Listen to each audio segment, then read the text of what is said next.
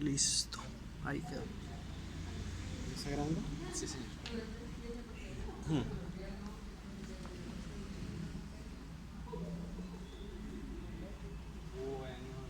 Buenas tardes. ¿Ya?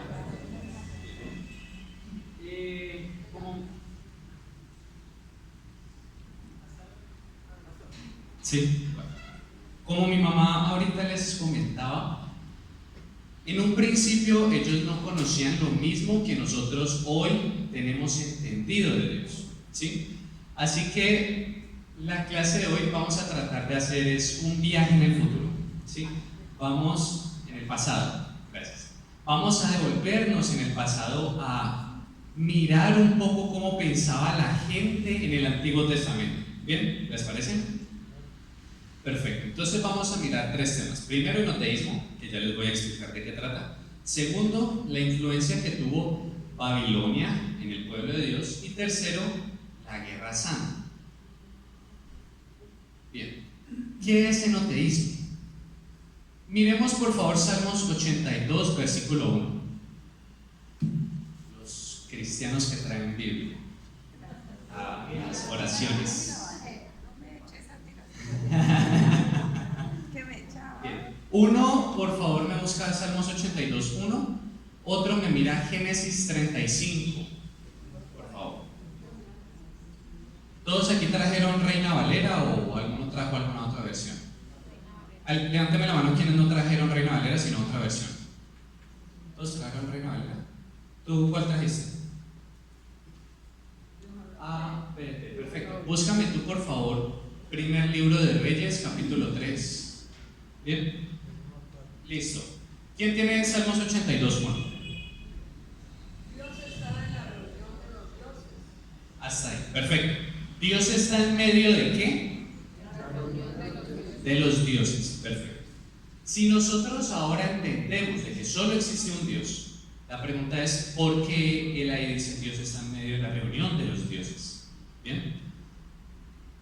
Miremos Génesis 35, del 1 al 4. Dijo Dios a Jacob, levántate y sube hasta Betel, y quédate allí y haz allí un altar a Dios que le apareció cuando subía de hermanos de Saúl.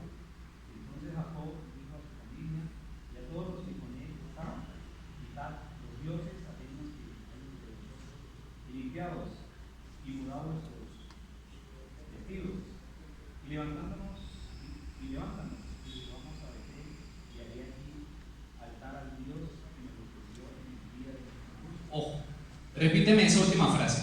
¿Levantaré altar a qué? Altar al Dios que me ofreció en el día de mi angustia. Perfecto. Al Dios. Ahí en sus Biblias debe salir Dios con D mayúscula, ¿cierto? D mayúscula nosotros lo entendemos como el nombre de una persona, ¿sí? Pero resulta que en el hebreo no existen mayúsculas. De por sí ahí dice al Dios con D minúscula en el hebreo. ¿Por qué? Porque no existen letras mayúsculas. Y también dice Jacob, quiten de ustedes los ídolos. ¿Cuáles ídolos? Cuando leemos atrás vemos de que la esposa Raquel, si no estoy mal, le quita a su padre los ídolos y se los lleva consigo. La pregunta es, ¿por qué dice al Dios? ¿Por qué no dice a Dios que nosotros entendemos? Ahorita vamos a mirar más allá las respuestas a estas preguntas. Y primer libro de Reyes, capítulo 3. ¿Quién lo tiene?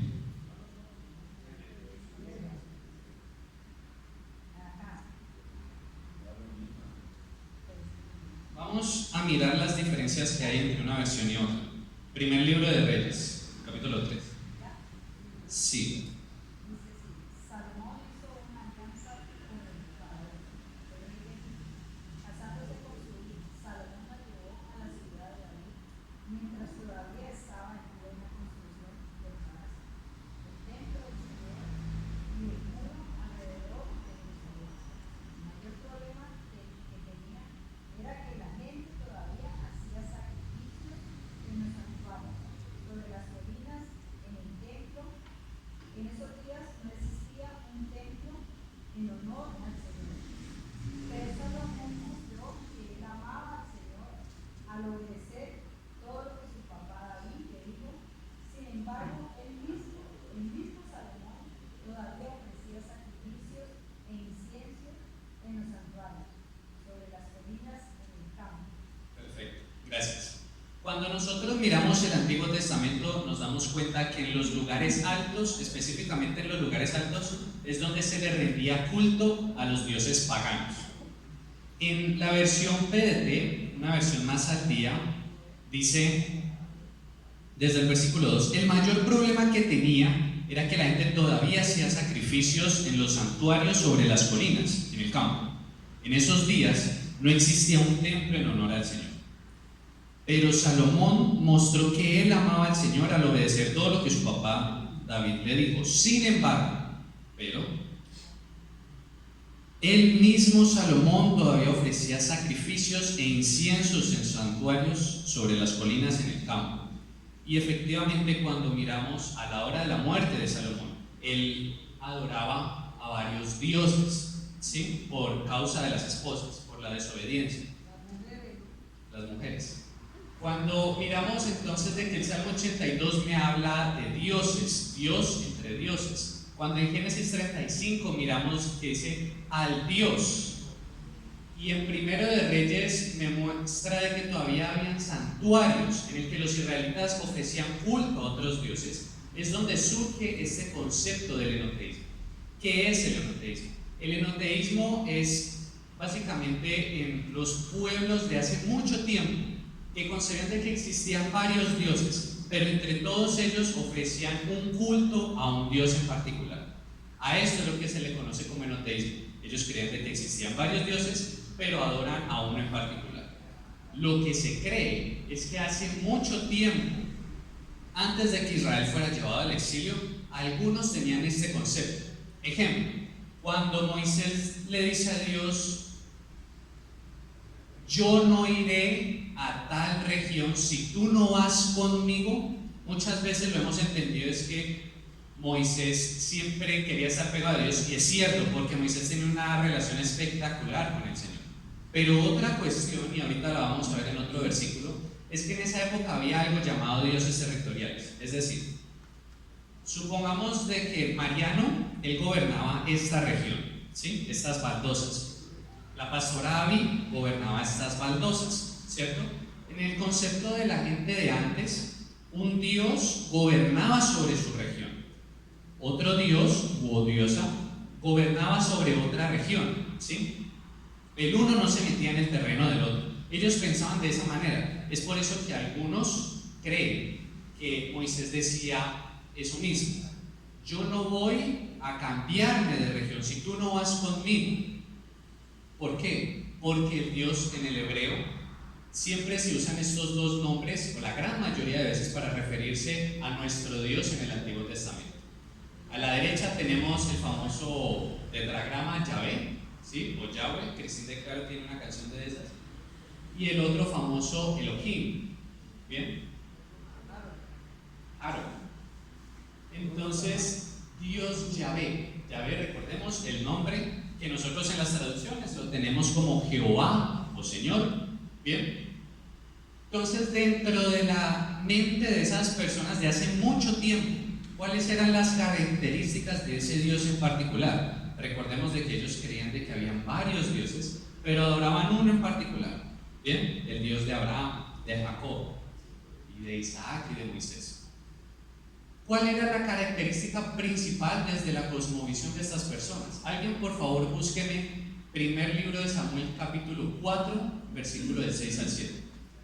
Otra persona, búsqueme Números, capítulo 21, versículo 14. Otra persona, por favor, búsqueme primer libro de Reyes, capítulo 20. Y otro, Josué 10, 11.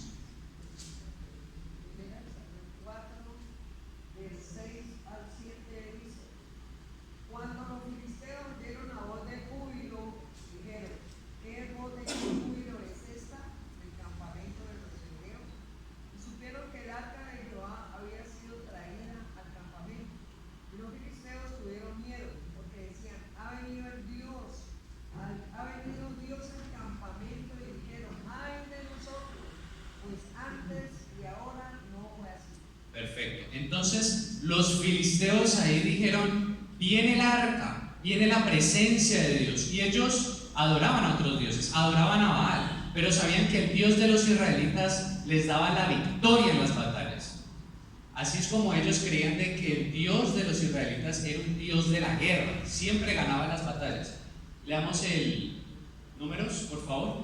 Por tanto, se dice en el libro de la batalla de Jehová, lo que hizo en el mar rojo y en los arroyos de Amón.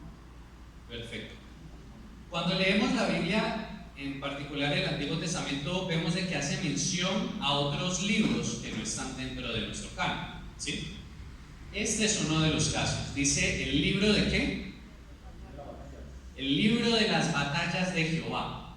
Dios tenía un libro en el cual estaba dentro la historia de todas las batallas que Él libró para Israel. ¿Bien? Primer libro de Reyes, por favor, ¿quién más lo tiene? ¿Qué dice? No, solamente el versículo 23, por favor. Y ahorita leemos el 22. Y los siervos del rey de Siria le dijeron: sus dioses son dioses de los montes, por eso nos han vencido. Mas si peleamos con ellos en la llanura, se verá si no los venceremos. Perfecto. Dice: los dioses de ellos son dioses de los montes. Como ahorita les dije, ellos creían de que el Dios de Israel venía de un monte en particular, el monte Sinaí. Bien, el monte Oreb es otro nombre que tiene ese mismo monte. Entonces ellos decían: ese Dios es Dios de aquel territorio, pero si los traemos acá, van a perder, porque aquí no va a estar su Dios. Bien, pero leamos el versículo 28.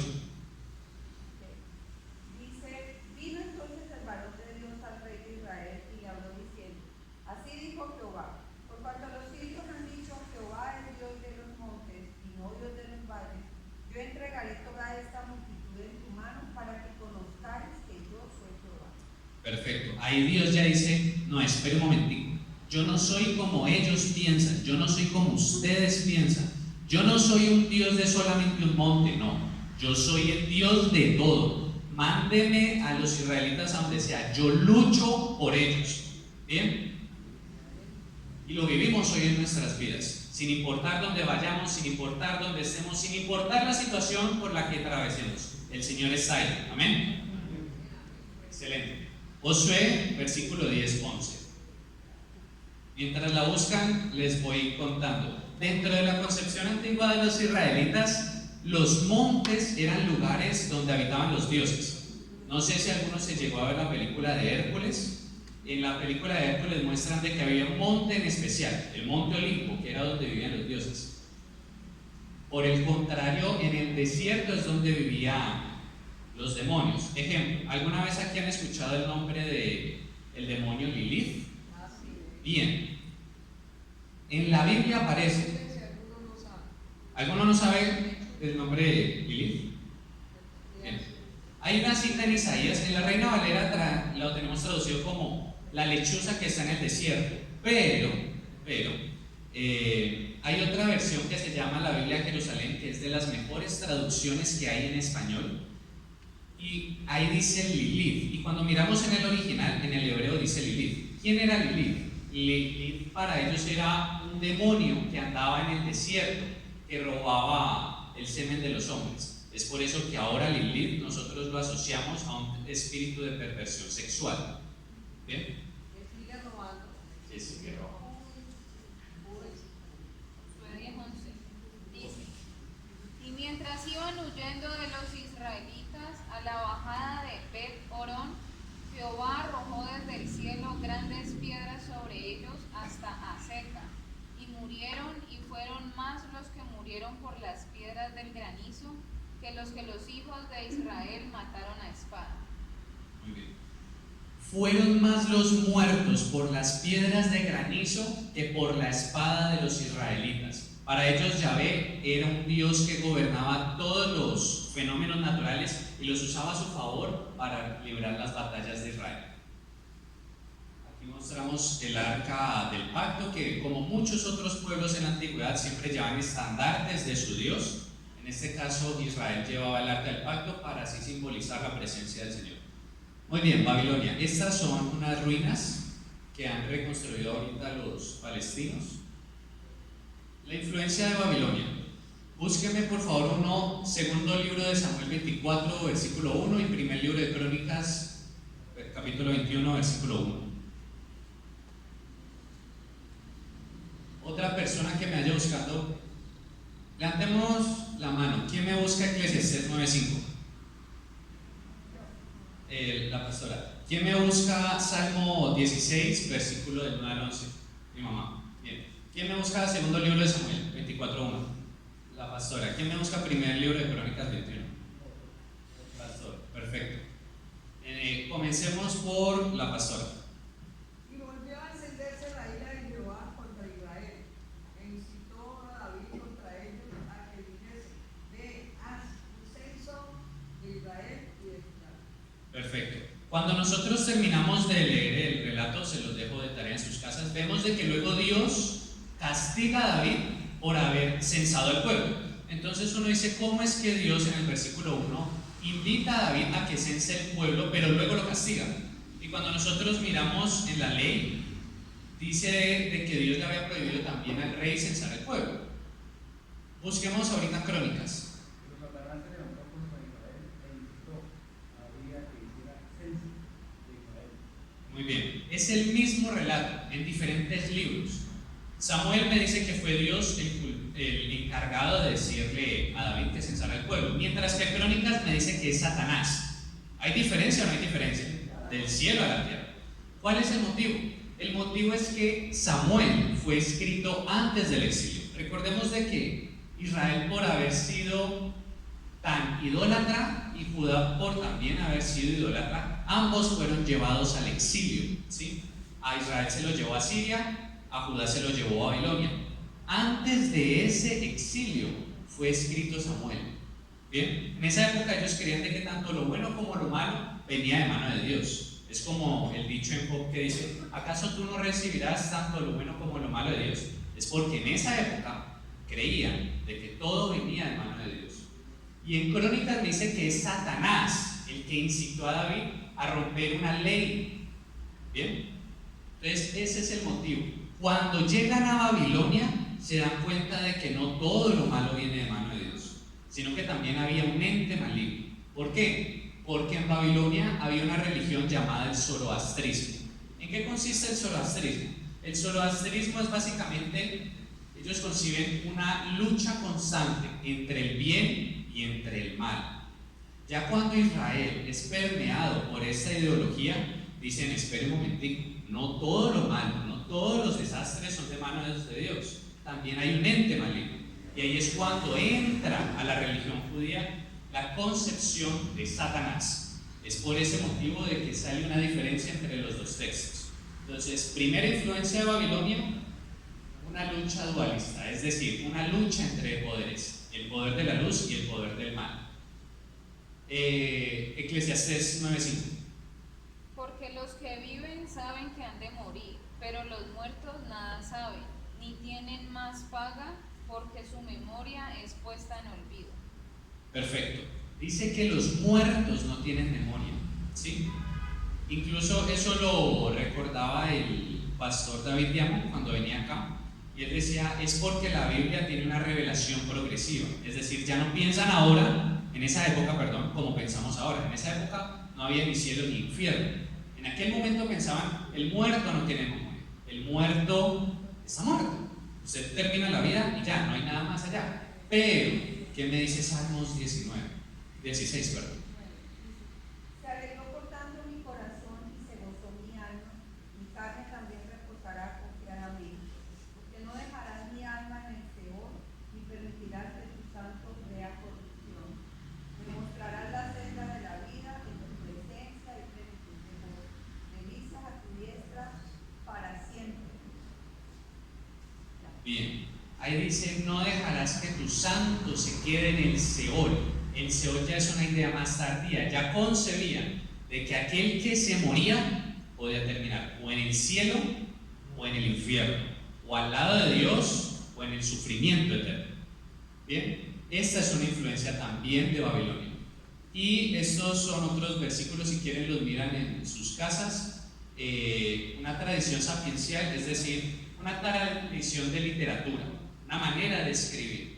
En este caso, nosotros lo vemos en la Biblia como Proverbios. En otras culturas también había libros como Proverbios. En Egipto hay un libro llamado La Sabiduría, Amenopé. Bien, sigamos. También vemos en Babilonia, esta cita dice, es una teodicea o un diálogo, un libro llamado El Doliente y su Amigo.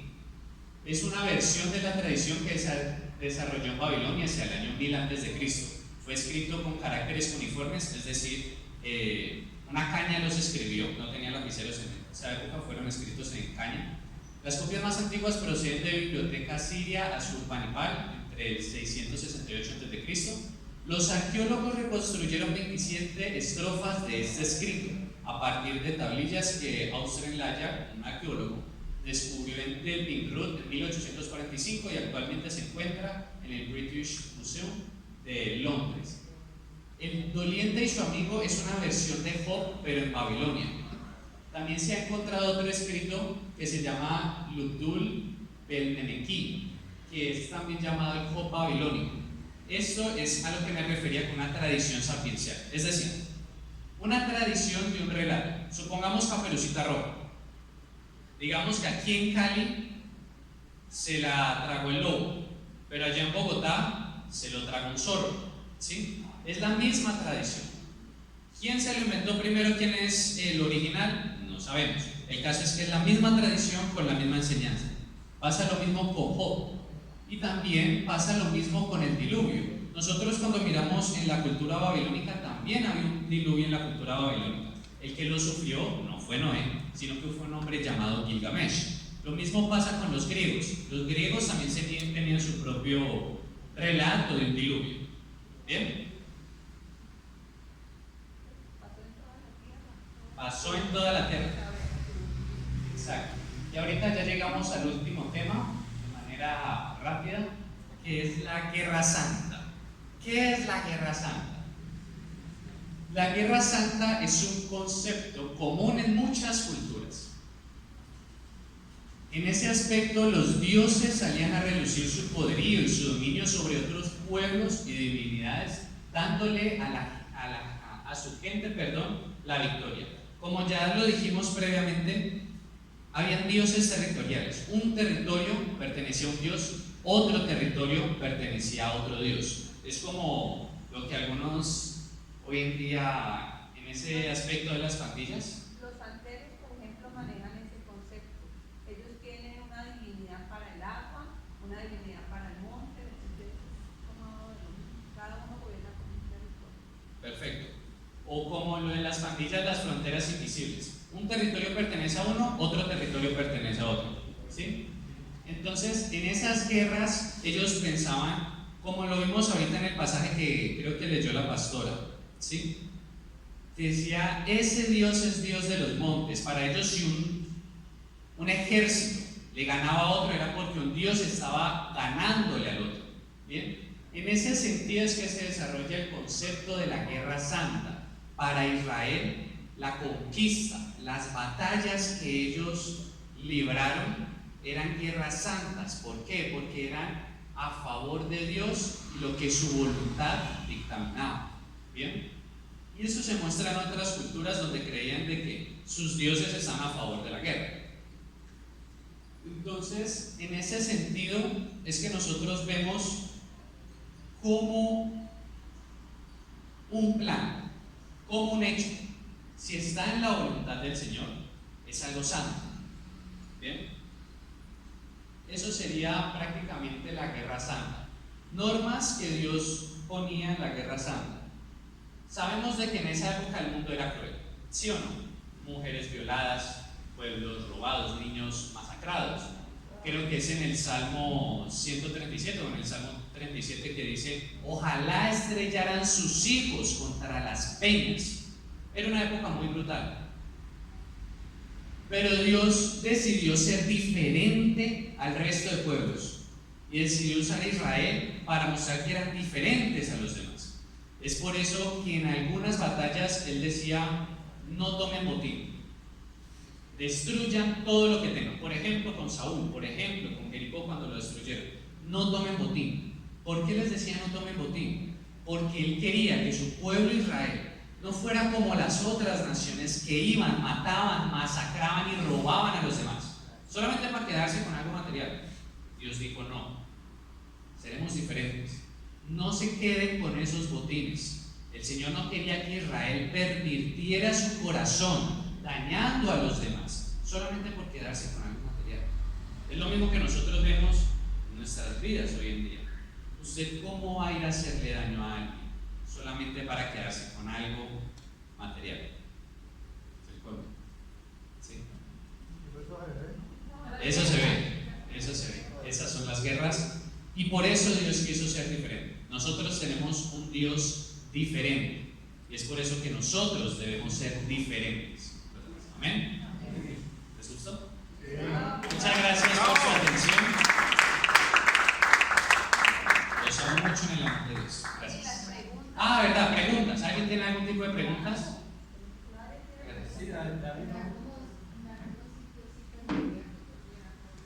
En algunos sitios sí, señora. En algunos sitios sí permitían que cogieran cosas. Hay batallas donde dice tengan botín, pero hay otras donde dice que no.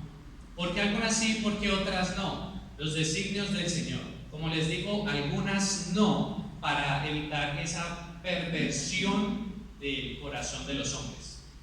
Pastor. No entendí por qué Satanás me incitó y en la otra. Perfecto. Hay algo llamado. Sí, no, tranquilo. Muy válida la pregunta y mejor para que quede todo aclarado. Hay algo llamado revelación progresiva. ¿Qué es la revelación progresiva? Es como, por ejemplo, ¿quién aquí lleva más de 10 años en el ministerio sirviendo a Dios? Levánteme la mano. La pastora, los pastores, bien. ¿En esa época entendían más de Dios que ahora? ¿O ahora entienden más que antes? Ahora entendemos más de Dios, ¿cierto? ¿No le pasó a usted de que conociendo menos del Señor, menos de las realidades espirituales, aún así Dios lo usó? Sí. Perfecto. Y ahora que usted conoce mucho más, ¿Dios lo sigue usando? Pasa lo mismo. En esa época no tenían el mismo conocimiento de Dios. Es por eso que vuelvo y reitero en el ejemplo de Eclesiastés. El muerto no tiene memoria. ¿Por qué dice eso? Porque ellos pensaban en esa época que no había un Seol, que no había un infierno, que no había un cielo. Ellos no pensaban de la misma manera que pensaron antes. Entonces, ¿por qué dice que fue Dios? Porque en esa época ellos, como dice el relato de Job, todo lo bueno y todo lo malo viene de mano de Dios. Todos los designios que usted atraviesa, en esa época pensaban, no importa lo que sea, es por mano del Señor. Bendiciones y maldiciones por obra de Dios. Algo malo debe estar haciendo, pero Dios es el encargado de todo. En esa época pensaban, antes del exilio. Hoy en día también le dicen, ahora aún así, antes del exilio, pero después del exilio, en el exilio tienen contacto con otra religión, que es el zoroastrismo. En el zoroastrismo se pretende de que hay dos fuerzas, la buena y la mala, un ente encargado del bien, Dios, y un ente encargado del mal, Satanás. ¿Bien? Entonces ellos, permeados por ese concepto, dijeron, pero un momentico, ya no todo lo malo viene de mano de Dios, ¿cierto? Ya no todo es culpa del Señor. Una relación pública.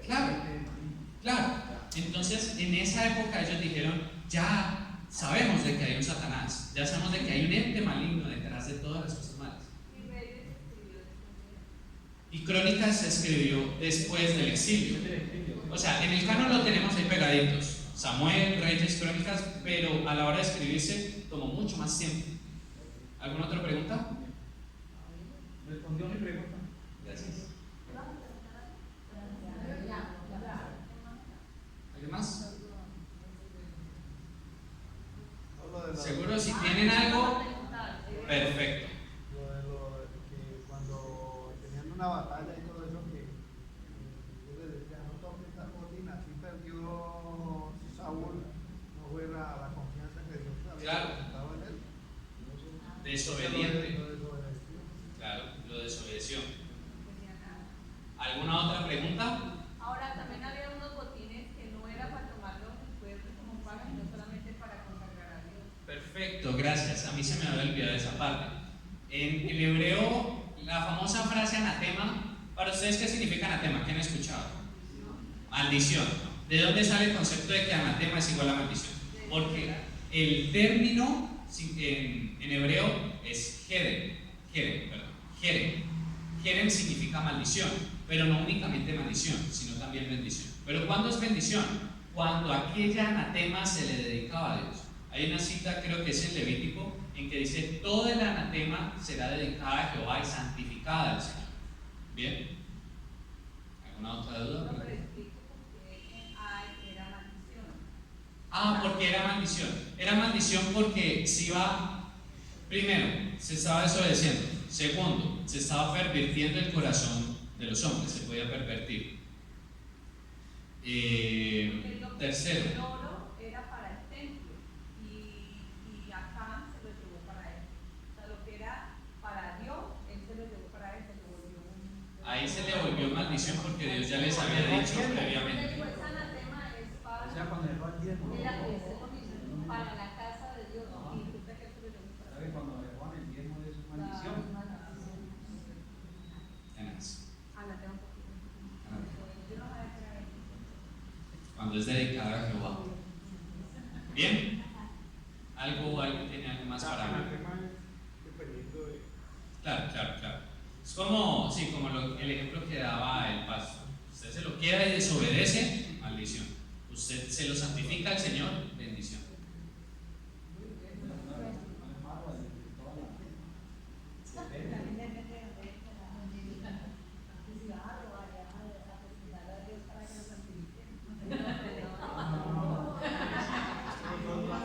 Ahí sí, caso complicado.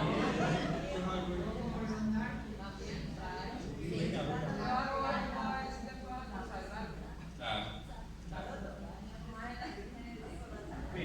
La Virgen de los Sicarios, que le consagraban a la Virgen las balas de los sicarios que iban a...